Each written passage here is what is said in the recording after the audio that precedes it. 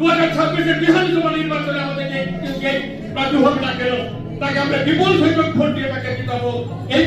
আজকে আমাদের এই ভাবনা আজকে আপনাদের কাছে দেখলাম। এইটুকু আমাদের বিশেষ করে আমি আপনাদের নিবেদন করে গেলাম। আমি বক্তব্য করতে চাইছি না।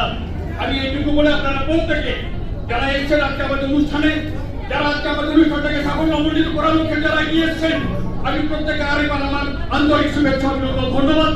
বেশি ভোটে জয়যুক্ত হবেন তৃণমূল কংগ্রেসের মানবাজার বিধানসভার প্রার্থী, এমনটাই বললেন রাজ্যের মন্ত্রী সন্ধ্যারানী টুডু। তিনি আরো বলেন, আমরা প্রথম থেকে তৃণমূল কংগ্রেস প্রার্থীকে বিপুল ভোটে জয়যুক্ত করে দিদিকে উপহার দিয়ে আসছি। একই রকম ভাবে 2026কে পাখির চোখ করে মানবাজার বিধানসভায় তৃণমূল কংগ্রেসের কর্মী সমর্থকদের নিয়ে একটি কর্মী সম্মেলনের আয়োজন করেন মানবাজার 1 নম্বর ব্লক তৃণমূল কংগ্রেসের পক্ষ থেকে। এই কর্মী সম্মেলনটি অনুষ্ঠিত হয় মানবাজারে একটি বেসরকারি লজে। এই কর্মী সম্মেলনে উপস্থিত হয়েছিলেন রাজ্যের মন্ত্রী সন্ধ্যারানী টুডু, রাজ্য সম্পাদক হংসেশ্বর মাহাতো, সহসভাপতি গুরুপদ টুডু।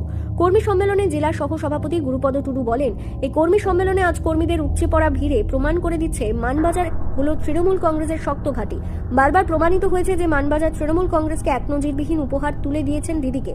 তিনি সমস্ত কর্মী সমর্থকদের উদ্দেশ্যে তিনি বলেন, আপনারা কোনো ভুল পথে পরিচালিত হবেন না। দল যাকে প্রার্থী করুক তাকে আমরা প্রায় 30,000 বেশি ভোটে জয়যুক্ত করব। এ নিয়ে আপনারা কোনো চিন্তা করবেন না। শুধু আপনারা সকলে ঝাঁপিয়ে পড়ুন আর তৃণমূল কংগ্রেসের যেই প্রার্থী হোক তাকে জেতার শপথ নিন। এই কর্মী সম্মেলনে কর্মী সমর্থকদের ভিড় ছিল চোখে পড়ার মতো। তিনি আরো বলেন, তৃণমূল কংগ্রেসের কর্মী সমর্থকেরা মানুষের বাড়িতে বাড়িতে গিয়ে শুধু দিদির উন্নয়নের কথাগুলি তুলে ধরুন। প্রত্যেকটি মানুষ দিদির উন্নয়নের প্রকল্পগুলি কোনো না কোনোভাবে সুযোগ পাচ্ছে। তৃণমূল কংগ্রেসকে হারাবার মতো কোনো দল এখনো নেই। আর বিজেপি হচ্ছে মিথ্যাবাদী দল। এদের কোথায় কোনো কান দেবেন না। এদেরকে বিতাড়িত করার জন্য আমরা সকলে এক হয়ে শুধু লড়াই করে যাব আর দিদির হাতকে শক্ত করব। অবশেষে তিনি বলেন, যতই করুক হামলা, জিতবে এবার বাংলা।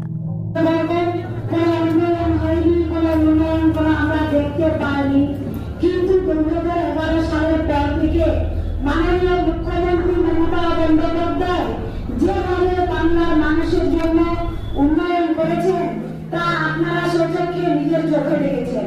প্রত্যেকটি ডোর টু ডোর, ঘরে ঘরে সবাই উন্নয়ন পেয়েছেন। কেউ বলতে পারবে না আমি কি দিদির উন্নয়নে শরীর হইনি, দিদির উন্নয়ন আমার বাড়িতে আসেনি, কেউ বলতে পারবে না।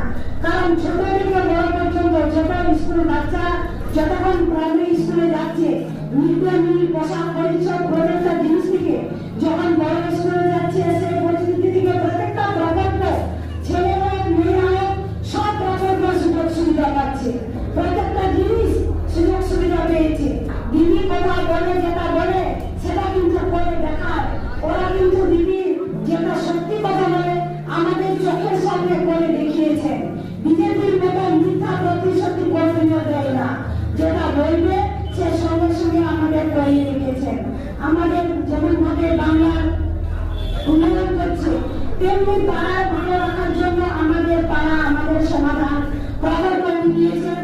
নিজের গ্রোথ, নিজের পাড়া ভালো থাকার জন্য উনি 10 লক্ষ